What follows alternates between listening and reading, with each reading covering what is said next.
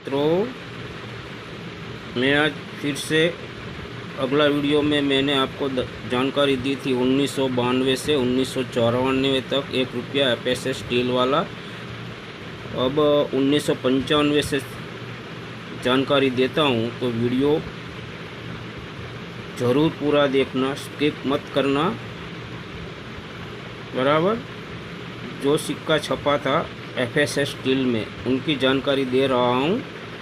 इसमें से मैंने 1992, 93 और 94 तक 3 साल का वीडियो अगले उसके आगे वाले वीडियो में जानकारी दी है। अब मैं देता हूँ 1995 से जानकारी।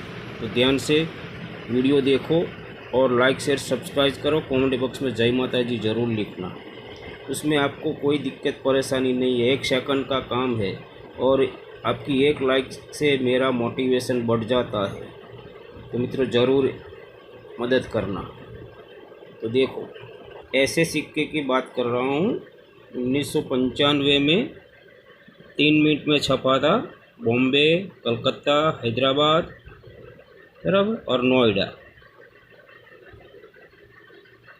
4 मिनट में छपा था।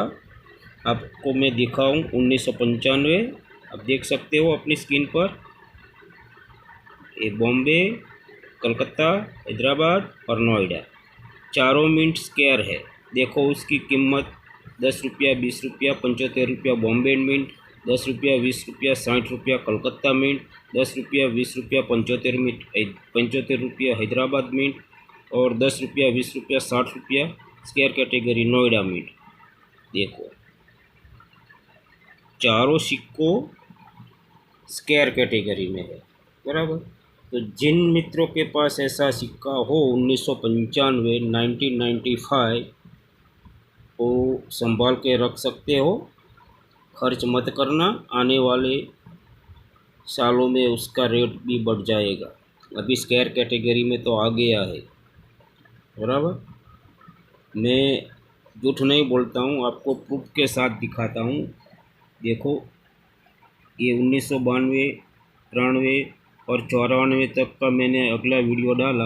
अब मैं 95 से डाल रहा हूँ। तो वीडियो जाके आप ज़रूर देखो और लाभ ले सकते हो। स्टील का सिक्का। बराबर। अब मैं बोलता हूँ 1996 हो। बराबर। 1996 में मैं आपको जानकारी देता हूँ। तो मेरे मित्रों, 1996 में आप लिख लो, आपके पास होगा तो आप प्रॉफिट कमा सकता है। 1 रुपया से 75 रुपया कितना प्रॉफिट हुआ, अब गिनती कर लो। देखो, 1996 है, वो 4 मिनट में छपा। बॉम्बे, कलकत्ता, हैदराबाद और नोएडा। बराबर। मेरे पास बॉम्बे मिंट है। बॉम्बे मिंट स्क्वायर कैटेगरी में आ गया है और कलकत्ता भी स्क्वायर, हैदराबाद भी स्क्वायर और नोएडा भी स्क्वायर। जो 1995 वाला दिखाया ने, ऐसा ही रेट है। तो मैं आपको स्क्रीन पर बुक से दिखाऊं, तो आप ज़रूर नोंद कर ले और वीडियो को लाइक शेयर सब्सक्राइब कर देना, भूलना मत। और फ़ोन नंबर, जो वीडियो में फ़ोन नंबर आए तो वीडियो देखने को टाल दो। और जो आपके पास फीस के रूप से पैसा मांगे तो किसी को देना मत, वरना फ्रॉड बन जाएंगे। मैं बार बार बोलता हूँ। बराबर। आप देख सकते हो 1996 बॉम्बे, ये देख रहा, 10 रुपया, 20 रुपया, 60 रुपया स्क्वायर कैटेगरी, 10 रुपया, 20 रुपया, 60 रुपया स्क्वायर कैटेगरी कलकत्ता, 10 रुपया, 20 रुपया, 75 रुपया हैदराबाद। हैदराबाद वाला का 75 रुपया है सबसे ज़्यादा। बाकी बॉम्बे, कलकत्ता और नोएडा 60 रुपया है, लेकिन चारों मिंट स्क्वायर कैटेगरी में आ गया है। तो मेरे हिसाब से लगता है कुछ सालों में उसका भी रेट बढ़ेगा। क्यों? कि अब ये सिक्का छोटा हो गया है। बराबर। धातु की कीमत बढ़ने से हिसाब से अब सिक्का छोटे हो गया है। ऐसा बड़ा सिक्का नहीं छपता है। तो मेरे हिसाब से लगता है कि इसकी रेट भी, जो स्क्वायर कैटेगरी में आया है ना, उसका भी रेट बढ़ जाएगा। 100%। तो अभी खर्च मत करो, आपकी कैपेसिटी हो तो संग्रह करके अच्छी तरह से रखो। क्यों कि बारिश के मौसम में ऐसा सिक्के पर जंग लग जाता है और स्क्रैच लग जाता है, तो इसकी वैल्यू कम हो जाती है, बराबर।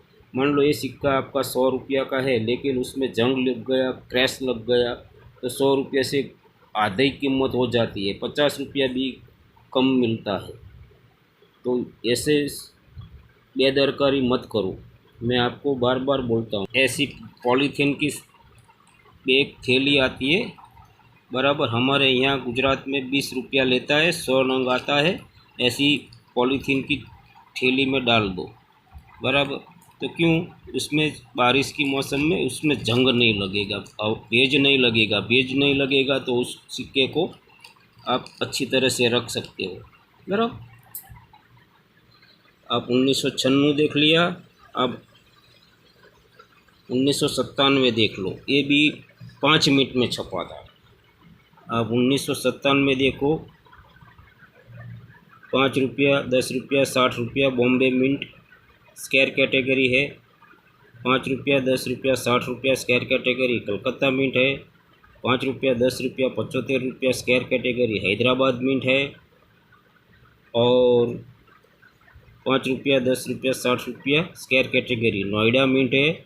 और एक विदेशी मिंट में भी छपा है, 5 मिनट है। विदेशी मिंट में देखो, मैक्सिको है, बराबर। एक कॉमन कैटेगरी है, बराबर। इसकी बुक में 5 रुपया, 10 रुपया, 50 रुपया है, लेकिन कॉमन कैटेगरी दिया है, तो आपको उस पर ध्यान कम देना है, बराबर। तो आप 1997 तक का वीडियो देख लो। बाकी ये छपा था 1992 से 2004 तक। तो वीडियो लंबा होने से वजह से मैं वीडियो आगे लंबा नहीं सकता हूँ, मेरे को थोड़ा काम आ गया है। तो मित्रों, वीडियो कैसा लगा आप सुझाव ज़रूर देना। और आपको फ्रॉड नहीं होना तो किसी को भी आप पेमेंट ना करो, वरना फ्रॉड हो जाएंगे। कोई बोलेगा आपको SBI का फॉर्म भरना पड़ेगा, GST देना पड़ेगा। मित्रों, सिक्का बेचने खरीदने में कोई GST के कोई फॉर्म भरना नहीं होता है, बराबर। अब कहीं भी एग्जीबिशन, इंडिया में कहीं भी एग्जीबिशन लगे तो आप जा सकते हो। कहीं कहीं एग्जीबिशन में एंट्री फ़ी लेता है, बराबर। जी हाँ, कहीं कहीं एग्जीबिशन में एंट्री में फ़ीस लेता है 100-200 रुपया, बराबर।